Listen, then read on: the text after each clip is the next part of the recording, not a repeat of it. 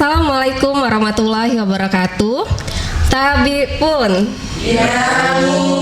Halo teman pemilih, kembali lagi di podcast Sambang KPU Pringsewu, ruang bincang santai bersama Komisi Pemilihan Umum Kabupaten Pringsewu. Tempat kita berbagi informasi, pengetahuan, dan cerita seputar kepemiluan. Pada episode kali ini, saya Meli Mensari akan mengajak teman pemilih untuk membahas seputar salah satu bidang yang ada di Komisi Pemilihan Umum, yaitu Divisi Teknik Penyelenggaraan. Nah, teman pemilih pasti penasaran dong, gimana sih teknis penyelenggaraan pemilu itu? Untuk itu sudah hadir di tengah-tengah kita saat ini narasumber yang spesial. Beliau adalah salah satu anggota KPU Kabupaten Pringsewu dan juga sebagai Ketua Divisi Teknis Penyelenggaraan. Mari kita sambut Bapak Sulaiman MPD.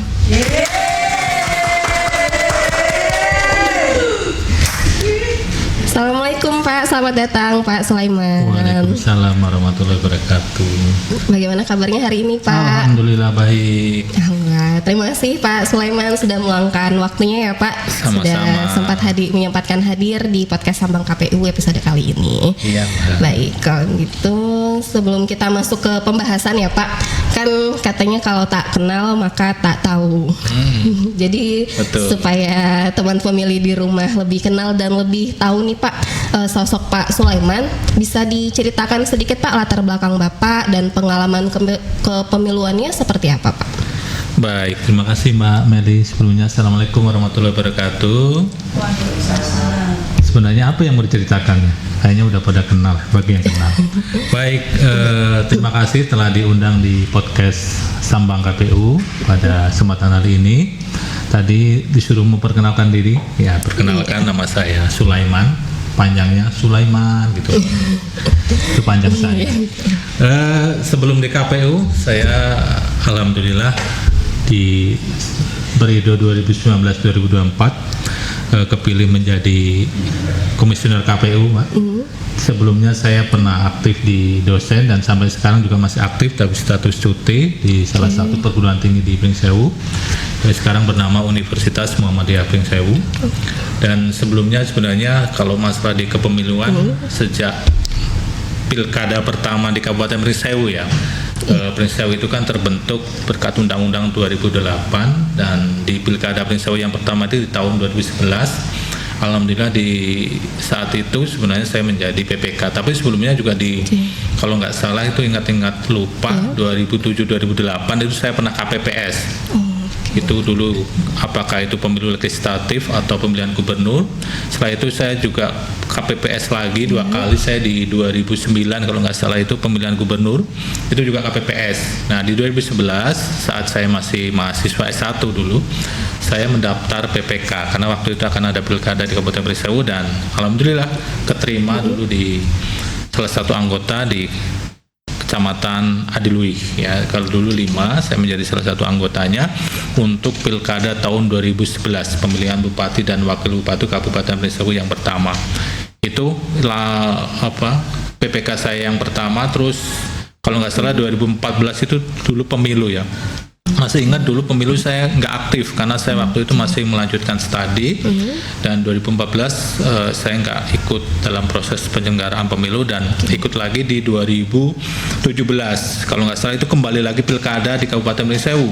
Saya kembali lagi mendaftar PPK dan alhamdulillah terpilih kembali juga di PPK Kecamatan Adiluih dan setelah itu ada rangkaian pemilu juga yang barengan dengan pemilihan gubernur ya 2018, 2019 saya daftar lagi dan saya keterima lagi di PPK karena aturannya memang tidak boleh gabung dulu PPK Pileg dan Gubernur, maka setelah PPK Gubernur kalau nggak salah itu berjalan berapa bulan saya pindah ke PPK Pileg dan ada lagi PPK Gubernur itu dipilih kembali.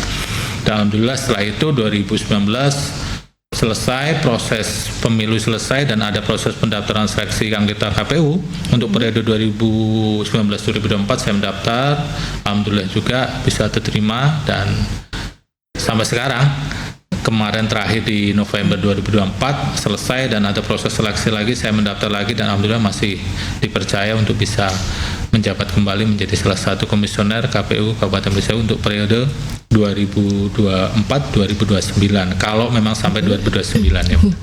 Oke, luar biasa sekali Pak ya, banyak sekali tadi pengalaman dari Bapak Sulaiman. Lalu Pak, kalau untuk berbicara tentang tahapan pilkada Pak, mulai dari pencalonan, dana kampanye, pemungutan dan perhitungan suara serta penetapan hasil, itu untuk prosesnya sendiri bagaimana Pak? Maksudnya apakah sudah ada sistem digital yang mendukung, apalagi kan di era sekarang ini begitu Pak? Oke, kalau kita bicara pemilu dulu mungkin ya.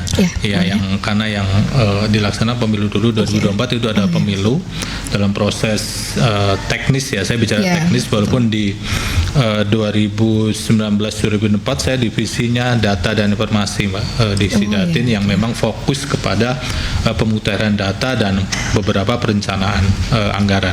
Tapi memang karena salah satu tugas dan kewenangan KPU itu kan harus melaksanakan apa yang menjadi perintah dari undang-undang dan peraturan, juga apa yang menjadi keputusan dari PKPU.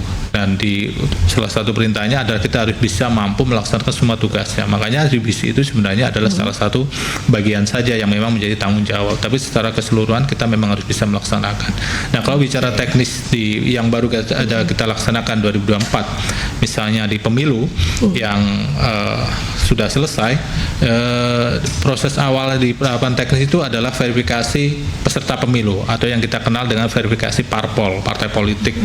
Kalau kita dulu ingat ya di 2019 itu semuanya itu prosesnya masih masing-masing provinsi kabupaten itu terpusat melaksanakan kegiatan pendaftaran dan sebagainya. Tapi khusus di 2024 semuanya itu sudah terpusat, bukan lagi di daerah-daerah tapi hanya terpusat di KPU RI, dan kita kontrol dan prosesnya itu melalui sebuah aplikasi. Kalau proses pendaftaran itu hanya ada di pusat, maka kita proses ada verifikasi yang namanya verifikasi administrasi.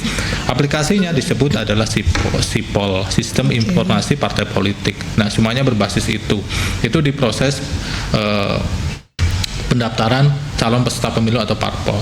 Dilanjutkan dengan verfak. Verfak itu verifikasi faktual. Setelah kita selesai melakukan proses administrasi, maka kita harus melakukan faktual berdasarkan data yang muncul di SIPOL juga. Jadi semua yang kita lakukan itu basis aplikasi, Mbak. Jadi memang salah satu keuntungannya sebenarnya adalah dengan aplikasi lebih menghemat pembiayaan, mungkin berkas dan sebagainya. Tapi memang kendalanya tentu ada. Tapi bagaimana kendala itu menjadi sebuah kelebihan yang lain. Itu di verifikasi parpol ya, Mbak. Kalau yang teknis, yang kedua di pencalonan. Pencalonan kalau kita bicara pemilu, maka kabupaten itu hanya fokus kepada pencalonan DPRD kabupaten, ya, karena presiden, DPD, DPR RI, DPRD provinsi itu semuanya ada pihak-pihak lain atau ada lembaga lain yang mewenang. Kita hanya fokus di pencalonan DPRD kabupaten. Maka pencalonan kita juga baik aplikasi, Mbak, di proses pemilu kemarin. Kalau pencalonan itu namanya SILON, Sistem Informasi Pencalonan. Maka data yang dikirim oleh parpol melalui SIPOL itu akan ngelink ke SILON, dan kita akan mendapatkan calon-calon yang akan menjadi legislatif kalau kemarin tahun 2024. Maka kita melakukan verifikasi administrasi juga untuk selanjutnya di verifikasi faktual atau ketika memang menemukan hal-hal yang memang masih diragukan. Setelah pencalonan mungkin ada kampanye dan dana kampanye. Kalau kampanye, dana kampanye, karena ini pemilu, ini semuanya terpusat. Di pusat kita tidak menerima mengolah, cuma memang kita ada aplikasinya yang namanya SIKADEKA, Sistem Kampanye dan Dana Kampanye. Itu juga kita harus tahu dan paham soal itu. Setelah itu di proses intinya, kalau teknis itu jantungnya itu adalah pemungutan penghitungan suara, itu adalah jantung kegiatan teknis, dan saya rasa itu juga jantung di kegiatan kepemiluan. Kita juga sudah banyak kemajuan dari sebelumnya. Kalau dulu memang ada namanya situng ya di pemilu sebelumnya. Nah, di proses ini juga ada namanya Sirekap, Mbak. Sistem rekapitulasi pemungutan suara. Proses pemungutan pencoblosannya itu masih sama, manual, karena itu memang sudah ada di undang-undang dan PKPU. Tapi proses yang terbarunya adalah proses rekapitulasi, bagaimana hari itu juga setelah jam 1 siang ya, kita bisa melihat update perolehan masing-masing suara, baik itu calon presiden, DPR RI dan sebagainya secara berjenjang tentunya. Dan kemarin memang di pemilu 2024 karena semuanya itu baru, terjadi banyak trouble ya, banyak hal yang memang perlu diperbaiki. Di antaranya adalah gangguan kemampuan kapasitas sinyal sehingga mengakibatkan data itu agak bermasalah sampai 24 jam. Tapi hari berikutnya tentu bisa diperbaiki. Itu yang dalam pemilu, Mbak. Jadi ada yang namanya Sipol, ada Silon, ada Sikadeka, dan ada Sirekap. Kenal nggak Mbak dengan nama-nama itu tadi? Nggak kenal kan? Tahu ya, mungkin teman pemilih tahu ya, tentang istilahnya. Dan tadi sudah dijelaskan lebih lengkap. Baik, berarti memang juga sudah ada beberapa sistem digital juga ya Pak yang mendukung untuk kelancaran pemilu. Dan selanjutnya Pak, berarti kan bisa disimpulkan ya Pak dari beberapa penjelasan yang tadi Bapak sampaikan bahwa jantung teknis itu adalah di perhitungan, pemungutan dan perhitungan. Berarti kalau misalnya bisa diintikan lagi, fungsi dan tugas dan fungsi utama divisi teknis ini apa Pak, khusus di kabupaten?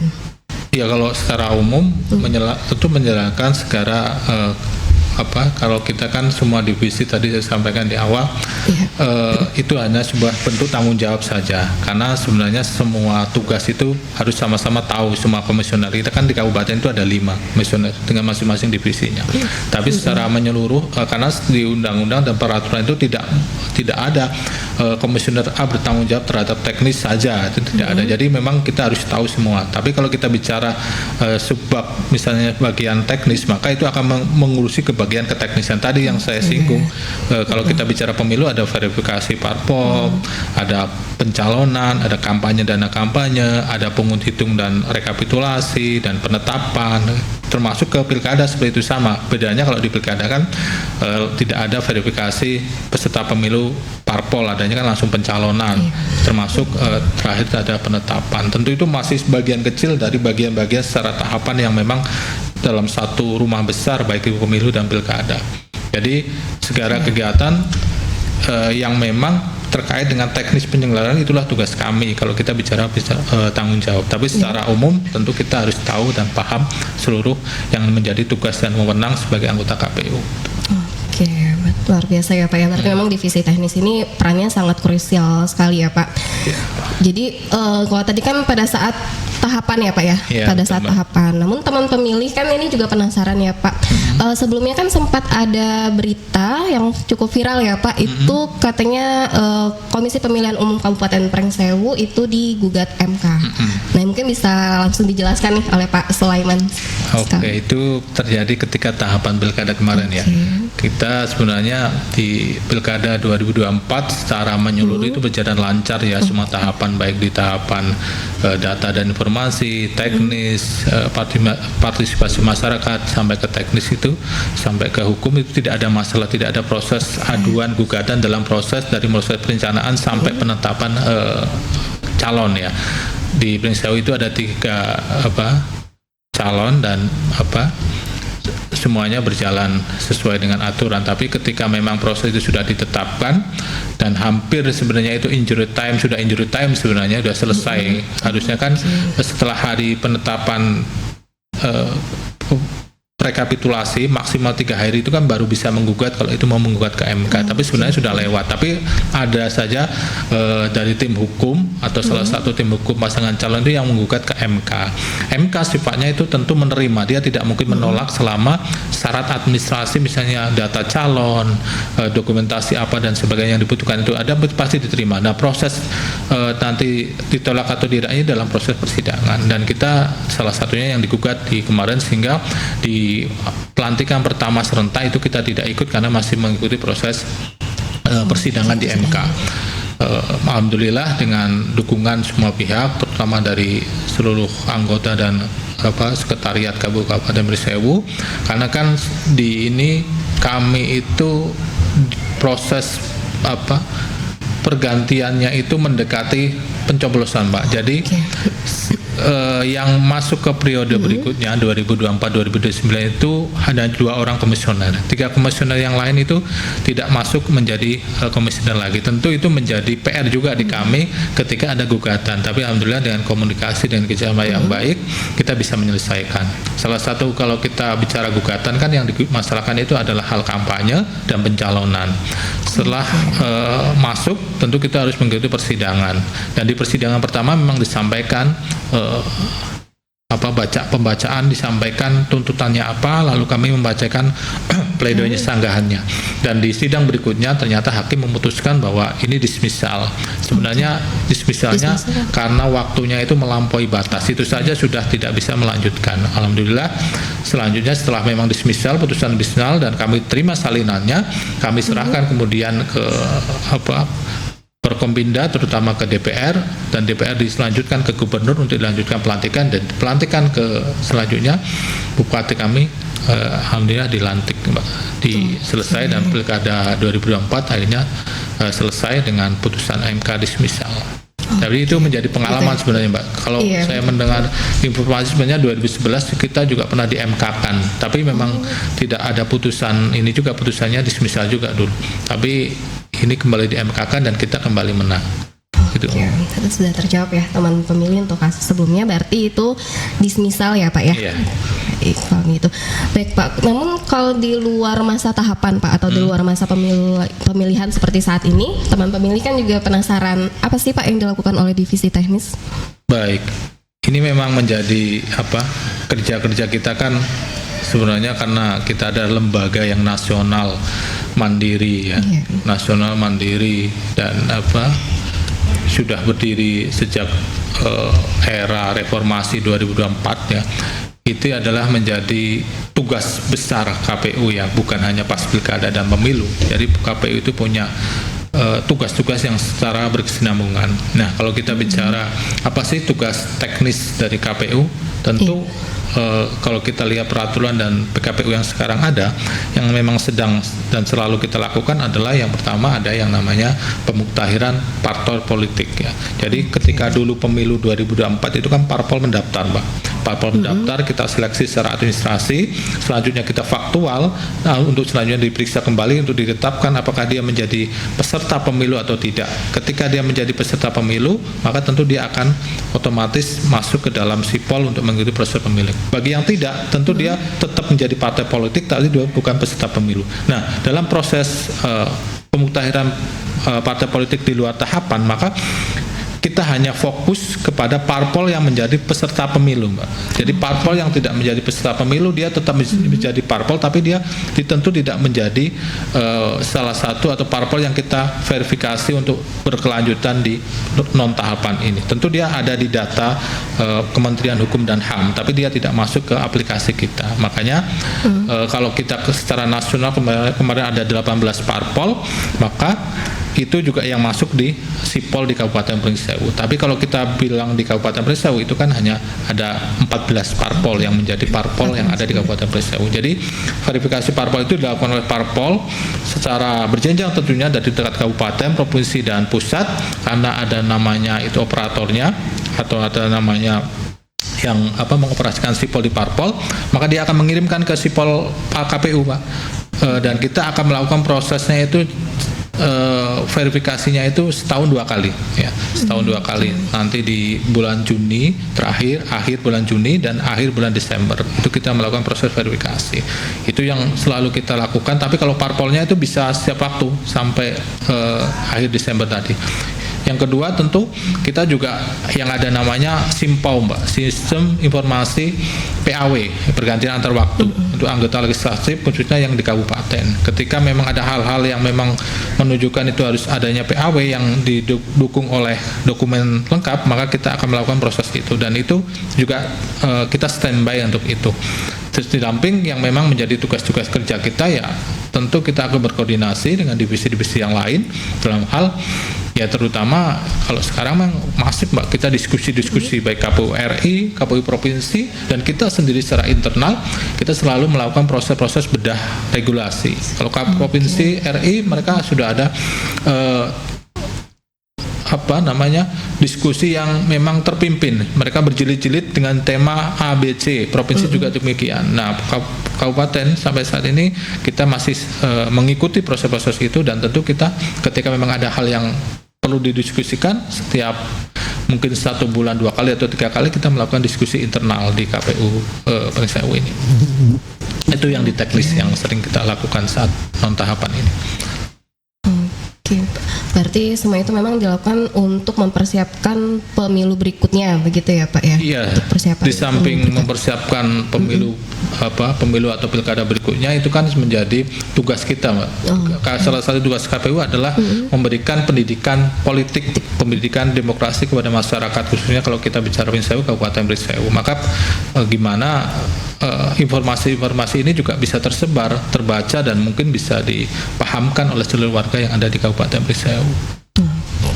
Baik, ya.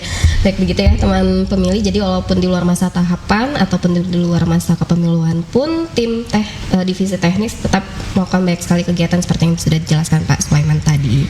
Baik, kalau begitu terakhir nih Pak, harapan atau pesan Pak Sulaiman nih atau dari divisi teknis untuk masyarakat menjelang pemilu berikutnya apa Pak? Baik, kalau harapan ya, harapan pasti pengennya ke yang baik ya. Harapannya bahagia dunia dan akhirat. Kalau kita bicara tentang apa yang menyangkut tugas dan wewenang di KPU, tentu saya pribadi berharap saya dan seluruh jajaran, tentu komisioner sekretariat dan seluruh warga yang ada di Kabupaten Pringsewu, tentu mari kita terus perdalam ya ilmu-ilmu politik demokrasi kita, dan kita harus pahamkan bersama ya bahwa pemilu pilkada itu bukan acara rutinitas 5 tahun sekali atau momen yang hanya memberikan hak suara, tapi jauh dari itu sebenarnya di situ adalah ada hajat besar. Kalau kita sadari semua bahwa semuanya ini sebenarnya bagaimana yang kita lakukan kurang lebih 2 menit 3 menit ada di TPS, maka kita harus pahamkan bersama, sadarkan bersama pemilu itu, pilkada itu hanya salah satu sarana, tapi bagaimana kita pahamkan sehingga semua tahapan nanti ketika kita melihat pemilu pilkada, baik dari proses ada pendaftaran pemilih, verifikasi peserta pemilu sampai pencalonan, kita mengikuti dan kita aktif. Nah makanya bukan hanya pas tahapan kita aktif melihat proses itu, tapi dari sekarang tentu harus kita terus membaca informasi hal-hal yang memang berkaitan dengan demokrasi, politik, khususnya yang ada di Kabupaten Pringsewu, sehingga kita bisa mengikuti nanti perkembangan. Apalagi dengan isu kemarin ada putusan MK terbaru akan dipisahkan misalnya pemilu dan pilkada itu nasional dan daerah, itu tentu akan berdampak secara aturan. Apakah benar pemilu kita akan 2029? Apakah benar pilkada kita akan 2032 misalnya? Nah itu akan tentu menjadi informasi yang penting bagi masyarakat, pecinta-pecinta politik dan demokrasi, bagaimana ini perkembangan kira-kira pembangunan kita. Karena kan kita tahu semua kebijakan, semua kenikmatan, katakanlah proses ekonomi, pendidikan itu kan hasil dari proses-proses politik yang ada di TPS itu awalnya. Nah itu harus kita sadari bersama. Maka kita ajak bersama masyarakat, ayo terus ikuti perkembangan politik dan informasi demokrasi yang ada di Indonesia, khususnya yang ada di Kabupaten Pringsewu. Jadi itu adalah harapannya ya Pak ya untuk masyarakat, untuk teman-teman pemilih. Luar biasa sekali ya penjelasan dari Pak Sulaiman hari ini. Semoga teman pemilih di rumah jadi makin paham tentang teknis penyelenggaraan pemilu, dan jangan lupa untuk gunakan hak suara kamu. Pak Sulaiman, terima kasih banyak ya Pak ya. Nggak ada kopinya ini Mbak? Nanti di belakangnya Pak. Makasih banyak. Terima kasih banyak ya Pak untuk waktunya. Terima kasih juga untuk penjelasannya ya Pak Sulaiman sudah hadir di Sampang KPU Pringsewu. Baik, untuk teman pemilih jangan lupa tinggalkan saran atau topik yang ingin dibahas di episode berikutnya melalui kolom komentar. Salam KPU, yuk jadi pemilih keren. Saya Meli Mensari pamit undur diri. Sampai jumpa di podcast berikutnya. Wassalamualaikum warahmatullahi wabarakatuh. Waalaikumsalam.